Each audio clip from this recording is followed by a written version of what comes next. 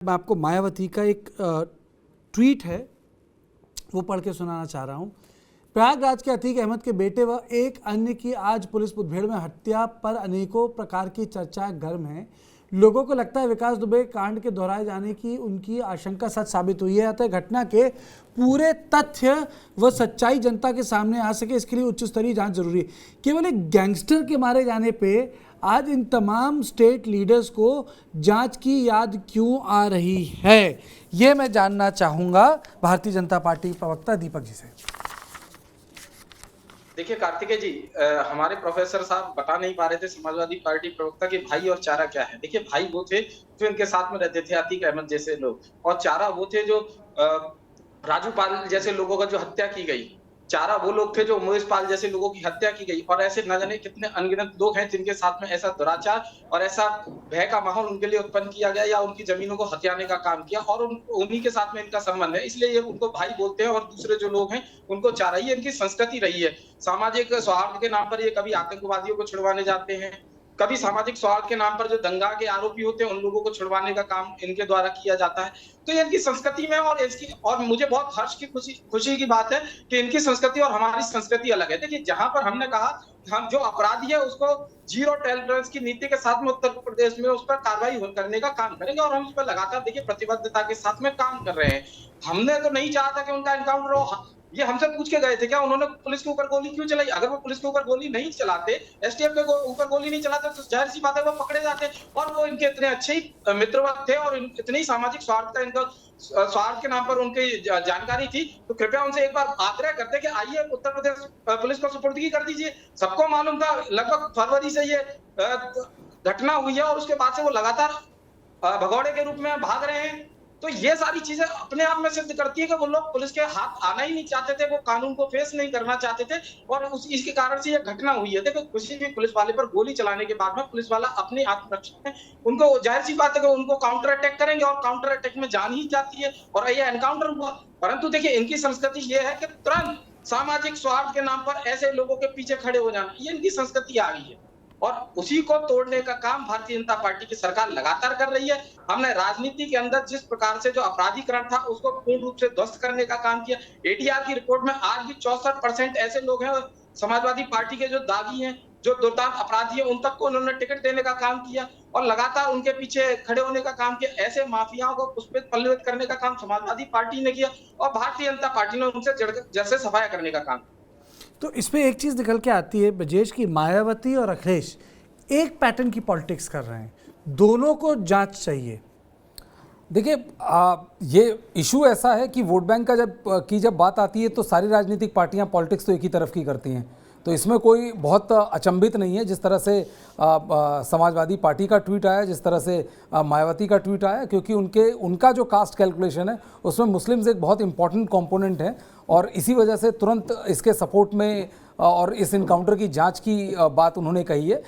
इसमें जो अखिलेश यादव ने कहा, अखिलेश यादव ने अभी एक और ट्वीट किया कि कल जो छात्र नेता की जिसकी हत्या हुई, क्या उसके हत्यारों को कब मिट्टी में मिलाया जाएगा। वहीं कल छात्र नेताओं के कई सारे यादव छात्र नेता थे जिन्होंने ये ट्वीट किया कि हमें इस बात का दुख है कि हमारे जात के सबसे बड़े नेता आज मतलब इस आखिरी उसमें शामिल नहीं रहे।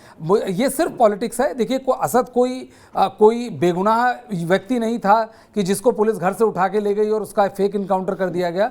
इनकाउंटर रेप्रेंसिबल है, इनकाउंटर की जांच हमेशा होनी चाहिए, इसमें कोई दो बात नहीं हो सकती, क्योंकि आपका एक सेट मैकेनिज्म है, mechanism has to be followed. देखिए और कई बार दिल्ली पुलिस कवर की, मैंने कई बार पुलिस के साथ ये जरूर होता है कि आप इनकाउंटर अलाउ करते हैं, encounter as a state policy, तो बहुत बार ऐसा होता है और हर राज्य में होता है कि फिर वो चीजें हाथ से निकल जाती हैं, फिर वो ट्रिगर हैप्पी हो जाते हैं कॉप्स। तो वो चेक एंड बैलेंस निश्चित तौर पे होना चाहिए, और जांच अमूमन आजकल माना जाता है कि हर इनकाउंटर की जांच होती है, जिससे इंश्योर कर सके कि ये जो लॉ है उसको पूरी तरह से प्रोसीजर उसको फॉलो किया गया। लेकिन जिस तरह की दुर्दांत हत्या उमेश पाल की गई थी, और जिस तरह की ऑडेसिटी दिखाई गई थी, और आपने उमेश पाल को मारा जो राजू पाल हत्याकांड का मेन गवाह था, उसके अलावा आपने 2 पुलिस वालों को मारे, तो मतलब एंड गेम लगभग ऐसा ही कुछ था। जैन साहब उसके बाद मैं भास्कर जी के पास जाऊंगा। एक चीज़ कह सकता हूं कि जो मैसेज है योगी आदित्यनाथ की तरफ से लाउड एंड क्लियर है, ये क्रेडिट दिया जा सकता है मुख्यमंत्री को।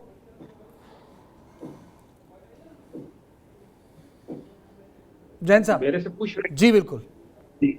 देखिए, एक बात तो मैं एनकाउंटर के संबंध में कहना चाहूंगा कि एनएचआरसी की गाइडलाइंस बिल्कुल क्लियर हैं और हर एनकाउंटर की जांच होती है, उनकी टीम आती है, पूरा उसको एग्जामिन करती है, उनके ऊपर डिपेंड करता है कि वो सीबीसीआईडी को दें या सीबीआई को रेफर करें, क्या करें।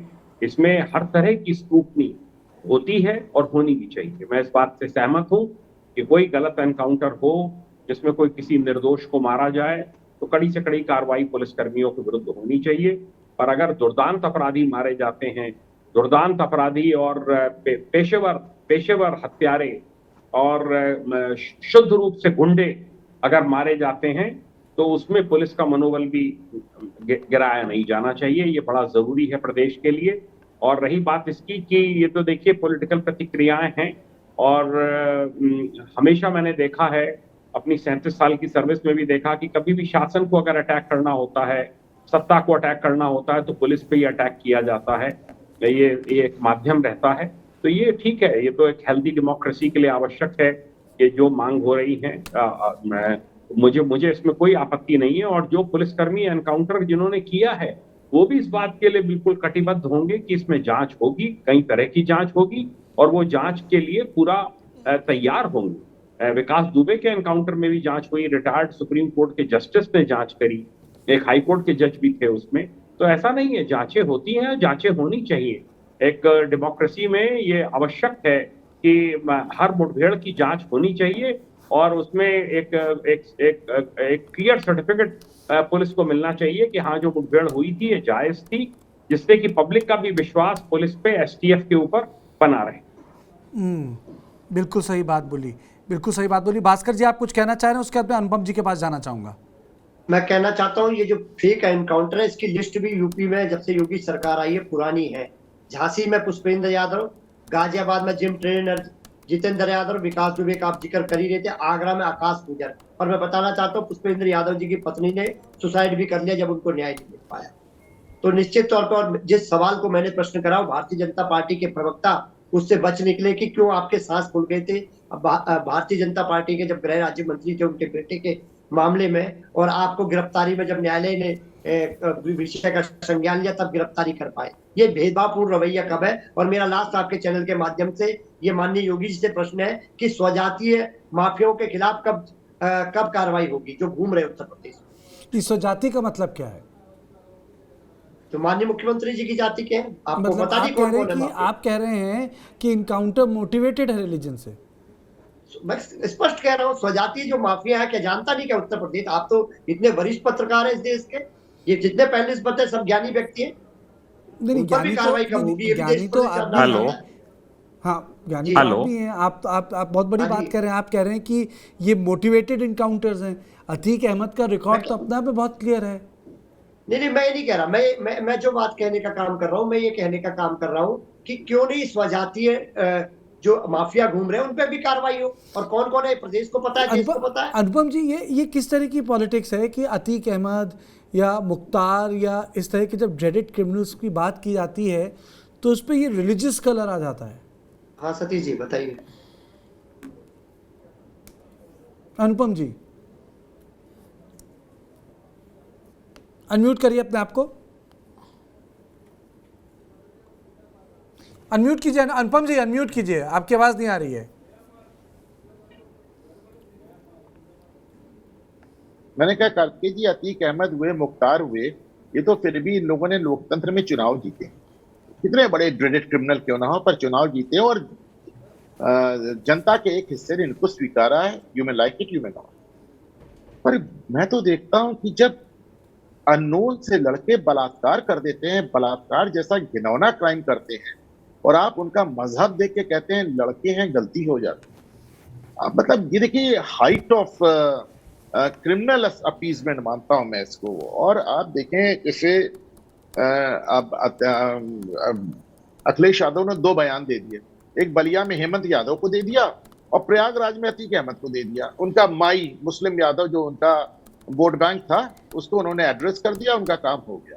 बस इससे ज्यादा उनको ना कुछ करना है ना कहना है। उन्होंने बस एक यादव की हत्या पे बोल दिया और एक मुस्लिम के एनकाउंटर पे बोल दिया।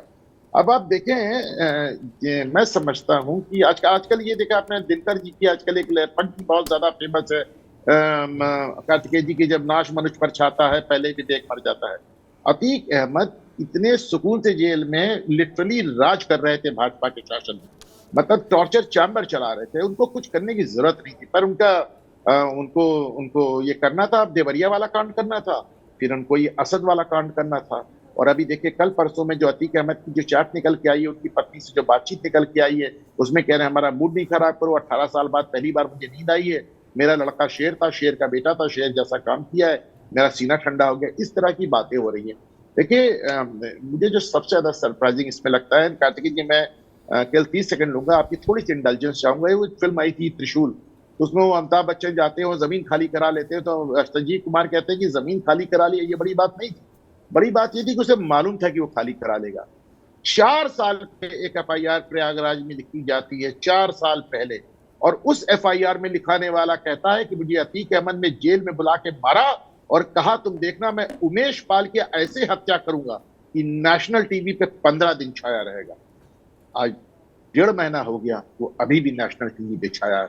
बड़ी बात ये नहीं कि उसने ऐसा किया, बड़ी बात यह है कि उसे मालूम था कि वो ऐसा करेगा, प्लान करके उसने किया, और सरकार को, सत्ता को इससे बड़ी चुनौती संभव नहीं थी। कार्तिकेय जी, जांच हो, जरूर हो, होनी भी चाहिए जैसा कि डीजी साहब कह रहे हैं, लेकिन मैं समझता हूं कि अगर आप इसे पोएटिक जस्टिस ना भी माने, तो मैं समझता हूं कि कहीं ना कहीं लोगों को सुकून देने के लिए कुछ ना कुछ कार्रवाई तो जरूर की जाती है।